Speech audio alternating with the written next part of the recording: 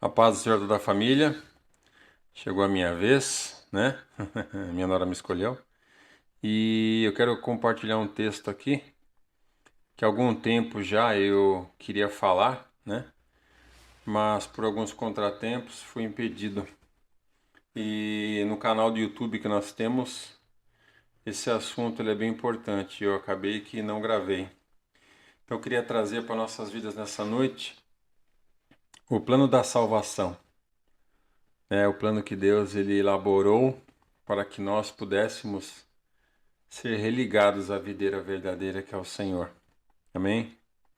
Então a palavra de Deus nos diz aqui: porque Deus amou o mundo de tal maneira que deu seu Filho unigênito para todo aquele que nele crê não pereça, mas tenha a vida eterna. Porque Deus enviou seu Filho ao mundo não para que condenasse o mundo, mas para que o mundo fosse salvo por ele. Quem crê nele não é condenado, mas quem não crê já está condenado, porquanto não crê no nome do unigênito Filho de Deus. João capítulo 3, versículo 15 ao 18. Então, dentro dessa declaração que João fez, cabe-nos uma pergunta, né? Porque, na verdade, essa declaração, ela tem um questionamento, né? E é interessante quando a gente analisa, né, esse questionamento. Diz aqui no versículo 15, né? Porque Deus amou o mundo de tal maneira que deu o seu Filho unigênito para que todo aquele que nele crê, não pereça, mas tenha vida eterna. Por que perecer? Por que aquele que não crê em Jesus, ele perecerá? Né? É uma pergunta interessante. Na verdade, muitas pessoas falam do Evangelho, tentam pregar um Evangelho que, na verdade, eles mesmos desconhecem, né? Eles não sabem, na verdade, qual é o teor do Evangelho, não é mesmo? Então, para que nós venhamos entender, né, o que é isso, perecer, né? Aquele que não crê em Jesus perecerá, não é mesmo? Então, eu quero trazer esse estudo, né, que é o plano da salvação, para que nós possamos, né, ficar a par daquilo que o Senhor tem para as nossas vidas, né? O outro texto que confirma essa afirmação de João está em Marcos, capítulo 15, Marcos, capítulo 16, versículo 15 e 16, né? E disse-lhes, Jesus falou aos seus discípulos, ide por todo mundo, pregai o evangelho a toda criatura. Quem crer e for batizado será salvo, mas quem não crer será condenado. Olha só, né? Mais uma vez, falando sobre uma condenação para aquele que não crer. Aí voltamos à pergunta, crer no quê? Não é mesmo? Então eu quero chamar a sua atenção, né? A minha atenção. É claro que vocês que estão ouvindo já têm o conhecimento, mas eu quero trazer alguns detalhes que às vezes nos escapou, né? Então a Bíblia nos diz no livro de Gênesis, capítulo 1 ao capítulo 3, que Deus ele cria todas as coisas, né? Ele faz os céus, a terra, ele faz os animais. E por fim, Deus ele cria o ser humano formado à sua imagem e semelhança. O único ser que é consciente, o único ser que sabe que um dia irá morrer, o único ser que tem condições de entender que tudo que foi criado existe um ser todo-poderoso que criou, né, não veio do acaso. Então a Bíblia nos diz que Deus, ele, no final da sua criação, ele cria Adão e Eva. E por conta disso, ele dá alguns princípios, né? Ele dá ordens. E uma das ordens que Deus dá para Adão e Eva é para que eles não tocassem na árvore do conhecimento.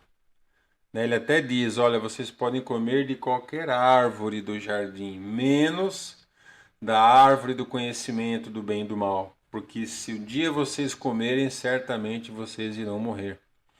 E o interessante é que mesmo Deus orientando Adão e Eva ali passeando no jardim, né, por um tempo após Deus dar essa ordem, ela olha para aquele fruto e ela sente o desejo, né, de poder comer ali aquele fruto. A Bíblia diz que era bonito aos olhos, né, e era desejável para comer e dar conhecimento. Então nós percebemos que ela não leva em conta, não leva em consideração o que o Senhor falou. Ela vai e come do fruto. E o pior, né, ela dá para o seu marido também come. E aí nós percebemos que no final desse dia o Senhor ele vem à tarde falar com eles, como já era a rotina do Senhor, porque o Senhor nos chamou para ter comunhão, para sermos uma família com Ele. E o Senhor chega ali no jardim e ele pergunta onde eles estão, porque no momento em que os seus olhos foram abertos após o pecado ali, terem desobedecido a Deus, eles temeram, eles se esconderam do Senhor, achando que se esconder iria resolver alguma coisa. E ali o Senhor chega no jardim e pergunta onde eles estavam, né? E eles temerosos respondem: estamos aqui, Senhor. E aí ainda Adão fala, né? Nos escondemos porque nós estávamos nus. E aí interessante é que Deus fala: mas quem mostrou para vocês que vocês estavam nus, né? E aí Deus ainda questiona: mas vocês comeram da fruta que eu mandei que vocês não comessem? E eles relatam que haviam comido, né? Adão, de princípio, diz que a esposa que o Senhor tinha dado para ele, tinha comido a fruta. Ou seja, ele não assume a sua culpa e passa a atribuição da sua culpa para Deus, né? Porque foi Deus quem deu a esposa. E em segundo lugar, para a esposa. Então, após isso, Deus condena o homem, né, e a mulher a voltar ao pó, ou seja, Deus institui, ou Deus permite a entrada da morte física na terra, Deus permite as dores no parto da mulher, Deus permite maremotos, né, destruições que venham, porque o homem quis isso, então Deus permite que haja todas as consequências, né, os males da entrada do pecado no mundo, como morte, suicídio, né, pedofilia, né, tantas coisas que nós vemos que não era para existir, doenças, mas através ali da abertura de Adão e Eva para o pecado, Deus permite que isso chegue até nós, porque Deus quer nos ensinar que todas as vezes que nós desobedecemos a Deus, uma consequência má irá vir sobre as nossas vidas. Então, a partir daí, o pecado original ele entra em nossas vidas, né? Nós vemos que as consequências nos seguem. Não foi somente ali sobre a vida de Adão e Eva, mas até hoje nós envelhecemos, até hoje, né, ficamos doentes, nosso corpo começa a ter problemas de saúde, cabelo branco, não é mesmo? São consequências que nós, através do pecado de Adão, herdamos. E de repente nós podemos até falar, não, mas né, o que eu tenho a ver com Adão? Né? O que eu tenho a ver com isso? Eu não cometi esse pecado, eu nem estava lá, não é mesmo? É interessante isso daí. Porém, nós temos que entender que Adão e Eva foram levantados por Deus como nossos representantes legais. E assim como nós temos políticos hoje no nosso país, e muitas são as vezes em que eles tomam decisões erradas. Vemos ali eles fazendo coisas que não era para ser feito, né? Aprovando leis que só vão trazer prejuízo para nós. E infelizmente, assim como Adão ali errou e ele nos trouxe esse prejuízo para nós, né? Se tornamos pecadores, né? E todas as consequências nos chegaram até nós, nos seguiram. Assim também é o nosso mundo atual. E esse é um bom exemplo. Muitas vezes pagamos impostos altos, né? Por quê? Porque representantes que nós escolhemos chegam lá no governo, numa situação de poder e aprovam leis que infelizmente nos atingem, trazem prejuízos, né? Então é isso que eu quero chegar quero passar esse conhecimento, né, para nós. Que não é porque nós não estávamos lá com Adão e Eva que aquilo não nos atingiu. Sim, nos atingiu, porque Deus ele fez Adão e Eva como nossos representantes. Então, a Bíblia nos relata que todos nós herdamos o pecado de Adão.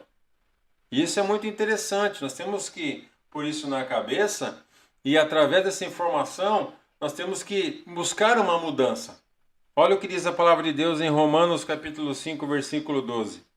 Portanto, como por um só homem, quem é esse homem? Adão, entrou o pecado no mundo, e pelo pecado a morte, assim também a morte passou a todos os homens, por isso que todos pecaram. Romanos capítulo 5, versículo 12. Ou seja, aqui está bem explícito, Paulo falando aos romanos, né, no livro de Romanos, capítulo 5, versículo 12, que como o pecado entrou por Adão, esse pecado passou para nós. E olha mais um texto aqui forte, né? Romanos capítulo 5, o seu versículo 14. No entanto, a morte reinou desde Adão até Moisés, até sobre aqueles que não tinham pecado, a semelhança da transgressão de Adão, o qual é a figura daquele que havia de vir.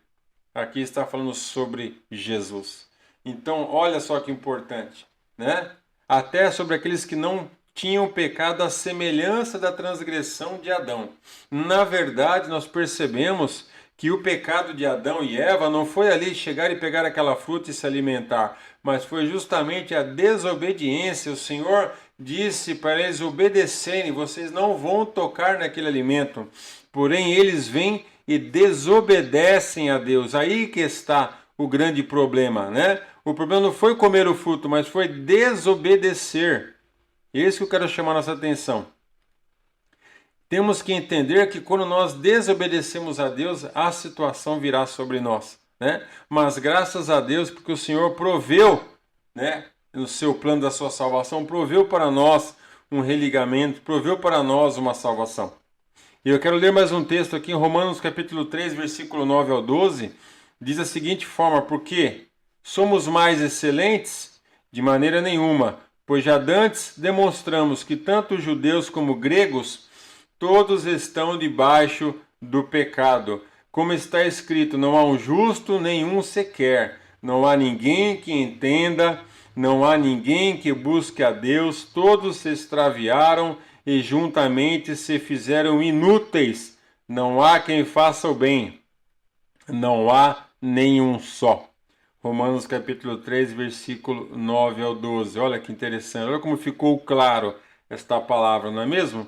Mas de repente eu e você podemos falar: não, mas nós não temos pecado, né? Nós somos bons, ajudamos quem nós podemos, né?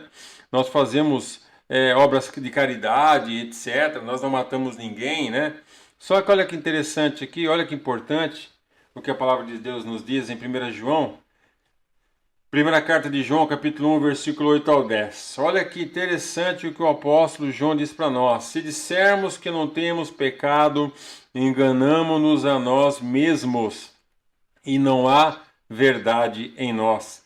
Se confessarmos os nossos pecados, ele é fiel e justo para nos perdoar e nos purificar de todo o nosso pecado e injustiça.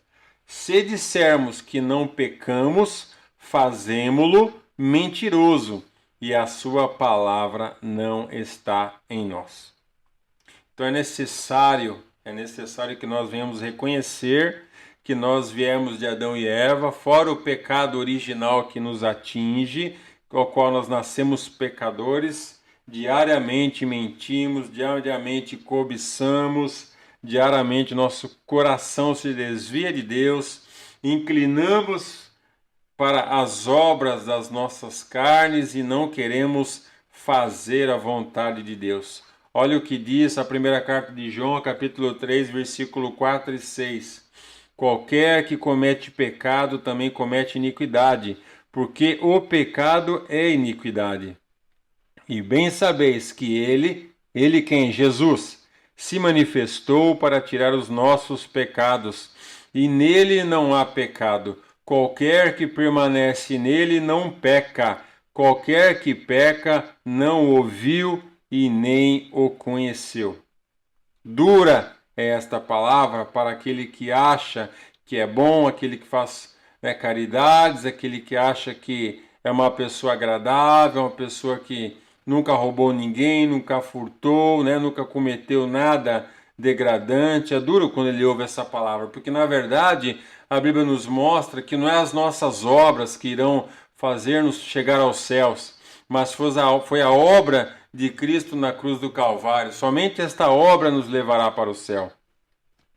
Olha o que diz mais aqui, Paulo falando aos Romanos no seu capítulo 6 e versículo 23. Porque o salário do pecado é a morte, mas o dom gratuito de Deus é a vida eterna por Cristo Jesus, nosso Senhor. Romanos capítulo 3, versículo 23. Romanos capítulo 6, versículo 23. Porque a Bíblia é clara.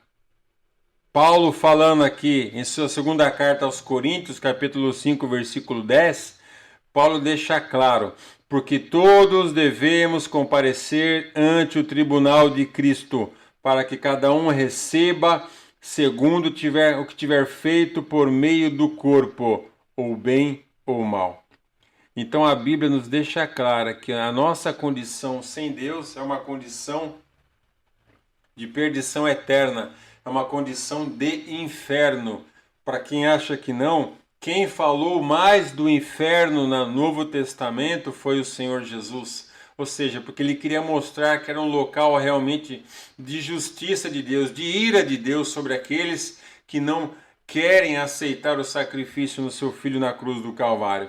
Porém, agora que nós sabemos que aquele que é pecador, ele já foi julgado, ele já é condenado ao inferno, nós podemos, nos alegrar, porque na verdade a palavra evangelho significa boas novas. Então nós podemos nos alegrar porque essas palavras que eu falei, esses relatos, talvez sejam relatos de tristeza, não é uma coisa boa, porque estávamos condenados, estávamos sem esperança. Só que a palavra de Deus nos mostra aqui, no livro de Lucas, capítulo 24, versículo 46 e 48, a Bíblia nos diz da seguinte forma: e disse assim, está escrito, e assim convinha que o Cristo padecesse, e ao terceiro dia ressuscitasse dentre os mortos, e em seu nome se pregasse o arrependimento e a remissão dos pecados, e em todas as nações, começando por Jerusalém, e destas coisas sois vós testemunhas. Lucas capítulo 24, 46 ao 48. Então a Bíblia nos revela, nós que já conhecemos o Senhor, que nós somos testemunhas de que Cristo, ele veio ao seu tempo, enviado por Deus, para pagar o alto preço que estava sobre a nossa vida e para nos perdoar, perdoar dos nossos pecados, nos religar a Deus e nos levar um dia para o céu. Olha o que diz aqui no livro de João, capítulo 1, versículo 29. No dia seguinte, João viu a Jesus, que vinha para ele, e disse: eis o Cordeiro de Deus que tira o pecado do mundo. Ou seja, a Bíblia nos revela que Jesus, ele é o Cristo de Deus, ele é o Cordeiro, ou seja, ele veio pagar os nossos pecados, porque na verdade, no livro de Levíticos, capítulo 1 e capítulo 4, quando nós vemos ali após o Êxodo, Deus tirando o povo do Egito, a Bíblia diz que Deus ele institui ali um tabernáculo, um local onde deveriam ser feitos sacrifícios para perdão ali dos pecados daquelas pessoas.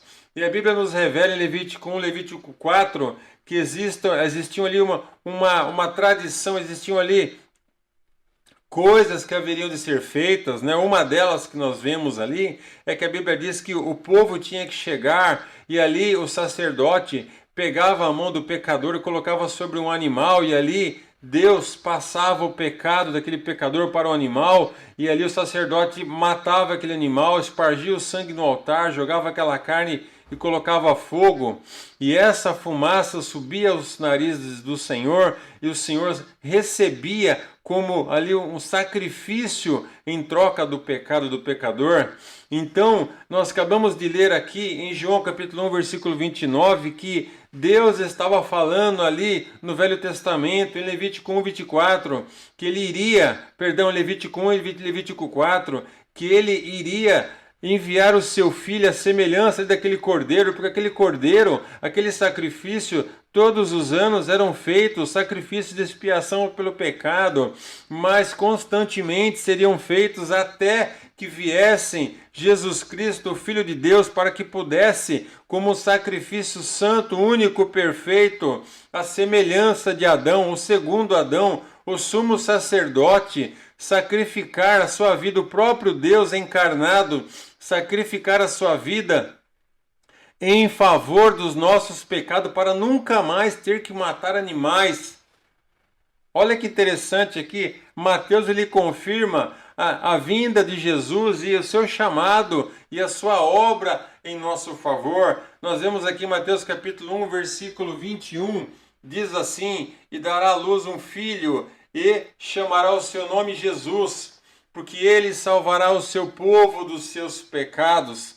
Ou seja, Jesus ele veio na cruz do Calvário e ele pagou o alto preço que estava sobre nós, o preço de morte. Deus somente aceita o derramamento de sangue para que possa ser perdoado um pecado. E ainda em Romanos, o apóstolo Paulo ele continua afirmando isso. Romanos capítulo 5, versículo 8 ali, Paulo ele fala: mas Deus prova o seu amor para conosco, em que Cristo morreu por nós, sendo nós ainda pecadores. Olha que tremendo. E também no livro de 1 Pedro, capítulo 3, versículo 18, o apóstolo fala: porque também Cristo padeceu uma vez pelos pecados, o justo pelos ímpios, para levar-nos a Deus, mortificado, na verdade na carne, mas vivificado pelo Espírito. E Paulo, em sua segunda carta aos Coríntios, capítulo 5, versículo 21, ele diz: aquele que não conheceu o pecado se fez pecado por nós, para que nele fôssemos feitos justiça de Deus. Ou seja, aquele é Jesus, que ele era santo, ele é perfeito, ele faz parte de uma das pessoas da Trindade, ele é o próprio Deus que se encarnou, veio e verteu seu sangue a nosso favor, o único sangue puro, santo, o qual iria conseguir extirpar, tirar a ira de Deus sobre as nossas vidas. E diz mais aqui o apóstolo Paulo no livro de Gálatas capítulo 1, versículo 4, o qual se deu a si mesmo por nossos pecados, está falando de Jesus aqui, para nos livrar do presente século mal, segundo a vontade de Deus, nosso Pai. Olha que profundo, Paulo falando que Jesus, ele se deu por nós, ele veio e entregou, o que Deus na verdade entregou mais precioso que ele tinha em nossa redenção, a nosso favor, que era a vida de Cristo Jesus. E olha o que diz ainda aqui 1 Pedro capítulo 2, versículo 22 ao 25. Olha que interessante o que diz aqui nesta carta. Nós podemos entender o apóstolo Pedro novamente confirmando isso, o qual não cometeu pecado. Aqui está falando da pessoa bendita de Jesus, o qual não cometeu pecado, nem na sua boca se achou engano ou mentira, o qual quando injuriavam não injuriava, e quando padecia não ameaçava, mas entregava-se àquele que julga justamente, levando ele mesmo em seu corpo os nossos pecados sobre o madeiro, para que, mortos para os pecados, pudéssemos viver para a justiça, e pelas suas feridas fostes nós seríamos sarados, porque éreis como ovelhas, nós éramos como ovelhas desgarradas, mas agora tendes voltado ao pastor e bispo das vossas almas. Nós voltamos ao pastor e bispo das nossas almas, que é o Senhor Jesus. E diante deste conhecimento, sabendo que nós estávamos destinados à ira do Senhor, éramos pecadores, estávamos já condenados ao inferno, quando nós tomamos esta informação, posse desta informação que Cristo ele veio e ele morreu por nós e ele quer nos salvar e levar para o céu, nós temos que ter uma atitude. E essa atitude ela é bem clara, é uma atitude realmente de mudança de vida. Não podemos simplesmente continuar falando de Deus e não mudar nossas vidas. Olha o que diz aqui no livro de Lucas, capítulo 6, versículo 46 e 49, né? 46 ao 49. Olha o que Jesus aqui, ele falou para aquela multidão e ainda continua falando para nós nos nossos dias. Olha o que ele diz: e por que me chamais Senhor, Senhor, e não fazeis o que eu digo? Porque qualquer que venha a mim e ouve estas minhas palavras e as observa, ou seja, quem vem a mim lê a minha palavra e as observa ou as pratica e põe em prática, eu vos mostrarei a quem este é semelhante. É semelhante ao homem que edificou uma casa e cavou e abriu bem fundo e pôs os alicerces sobre a rocha. E vindo a enchente, bateu com ímpeto a corrente daquela casa e não a pôde abalar. Ou seja, vindo as lutas da vida, vindo as tribulações, vindo as situações que irão nos alcançar, não pôde abalar aquela casa, ou nossas vidas, ou nossa família. Por quê? Porque estava fundada sobre a rocha que é Cristo, que é a palavra de Deus, que é a presença de Deus, que é o poder de Deus sobre as nossas vidas. E ele continua falando aqui: mas o que ouve e não pratica é semelhante ao homem que edificou a sua casa sobre a terra, sem alicerces, na qual bateu com ímpeto a corrente e logo caiu, e foi grande a ruína daquela casa.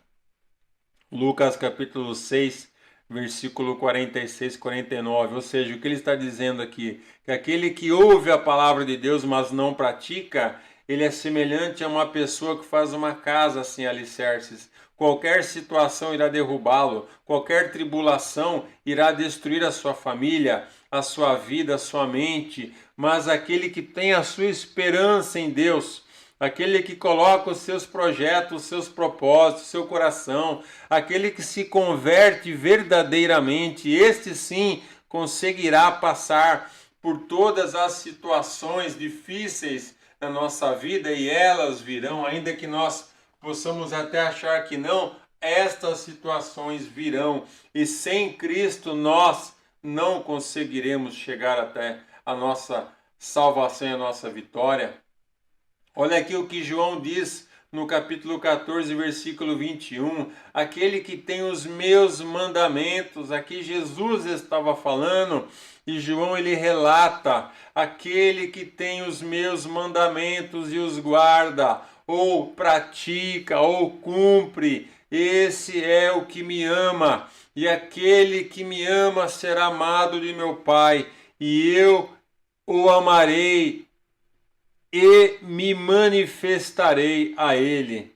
Olha só, e eu e o meu Pai o amaremos e nos manifestaremos a ele.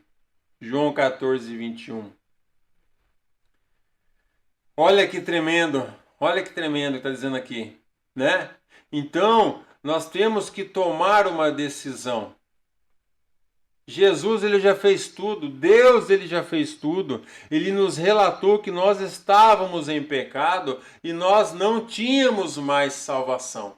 Porém, ele com o seu poder, com a sua autoridade, sendo o Todo-Poderoso, logo após a queda, ele já arrumou a solução e ele nos trouxe. A solução era a morte de Cristo na cruz do Calvário, como diz em Isaías 58. Mas para que ele fez isso? Qual é a intenção do Senhor morrer na cruz do Calvário? Né? Nós vemos aqui no livro de Apocalipse, o apóstolo João, ele deixa claro qual é o intuito, né? Qual foi o porquê. O porquê Cristo morreu na cruz do Calvário. Ele morreu para nos perdoar dos nossos pecados. Ele morreu para um dia poder nos salvar. Ele morreu para o dia que nós comparecermos diante do tribunal de Cristo, como foi lido aqui, e ele possa dizer: vinde bendito de meu Pai, para o reino que está preparado para você antes da fundação do mundo. E aqui no livro do Apocalipse, o apóstolo João, ele relata aquilo que Deus quer para aqueles que o amam e o buscam e se sacrificam.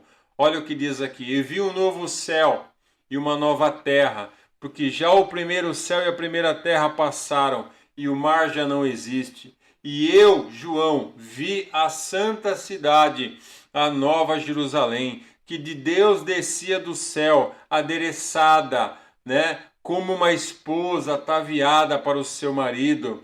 E eu vi uma grande voz do céu que dizia, Deus falando, eis aqui o tabernáculo, ou a morada de Deus com os homens, pois com eles habitará, e eles serão seu povo, e o mesmo Deus estará com eles e será o seu Deus. E Deus limpará dos seus olhos toda lágrima, e não haverá mais morte, nem pranto, nem clamor, nem dor, porque as primeiras coisas são passadas. As primeiras coisas é o que nós estamos vivendo agora. E o que estava sentado sobre o trono disse, que é Deus, eis que faço nova todas as coisas. E ele disse a João, escreve, porque estas palavras são verdadeiras e fiéis. E disse-me mais, está cumprido, eu sou o alfa e o ômega, ou seja, ele é o princípio e o fim, não há nada fora dele, o princípio e o fim. E a quem tiver sede, de graça lhe darei da fonte da água da vida. E quem vencer esta vida, as lutas, as tribulações, as situações, quem vencer herdará todas as coisas, e eu serei seu Deus, ele será meu filho. Mas quanto aos tímidos, aos incrédulos, e aos abomináveis, e aos homicidas, e aos que se prostituem, e aos feiticeiros, aos idólatras, e a todos os mentirosos, a sua parte será no lago que arde com fogo e enxofre, o que é a segunda morte. Apocalipse capítulo 21, versículo 1 ao 8. A Bíblia nos relata que existem duas mortes. A primeira morte é do nosso corpo físico.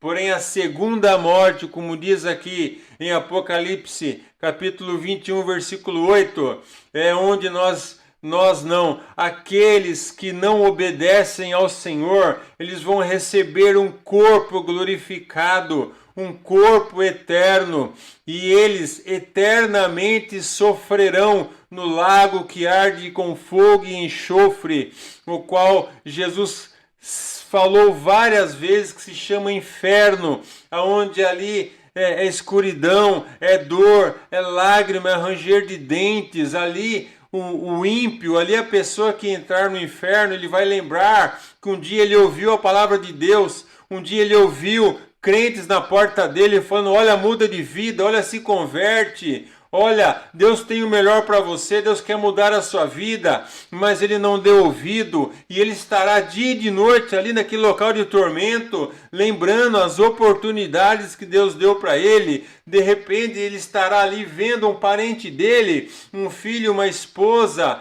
um irmão, o qual ele teve a oportunidade também de poder falar do Senhor, mas ele não quis a palavra de Deus, e nem tampouco para os seus familiares. E aí ele estará vendo aquela situação, e o pior, nunca mais ele sairá de lá, nunca mais ele sairá de lá. Por isso não é tempo de nós brincarmos, não é tempo de nós cochearmos em dois pensamentos, nós temos que servir ao Senhor. Por isso que, voltando no início, a palavra de Deus diz aqui, para que todo aquele que nele crê não pereça. Ou seja, Jesus veio para que nós não pereçamos no inferno, ele veio para que nós não sejamos jogados ali no inferno, no sofrimento eterno, mas que nós tenhamos uma vida eterna com Deus nesse céu que eu acabei de ler. É isso que ele tem para mim e para a sua vida. Então, que nós venhamos a entender e nunca nos esquecermos que Jesus, o próprio Deus, se tornou carne, e ele veio, pagou o alto preço pela sua e pela minha vida, e que nós possamos aceitar esta obra, aceitar esta obra de amor, este chamado ao amor, esta prova autêntica de que Ele nos ama, e venhamos a mudar a nossa vida, converter os nossos caminhos e honrar, bendizer, engrandecer aquele que é único, digno, eterno, que não precisava ter vindo morrer em uma cruz, não precisava ter vindo sofrer, ouvir afronta, ser maltratado pela criação dele por um ser tão desprezível, tão pequeno como nós somos, mas ele, com seu amor incondicional, ele veio e se entregou pela minha e pela sua vida. Então, que a cada dia das nossas vidas nós possamos nos recordar desse momento onde ele tomou ali em Gênesis uma iniciativa de entrar com o seu poder, vir e nos resgatar. Amém? Esta mensagem que o Senhor tem colocado no meu coração já há algum tempo, e eu gostaria de participar com vocês, tá bom? Que vocês possam partilhar com os familiares, com amigos, e que essa mensagem chegue àqueles que o Senhor quer que ouçam. Amém? Deus abençoe a todos. Fiquem na paz do Senhor.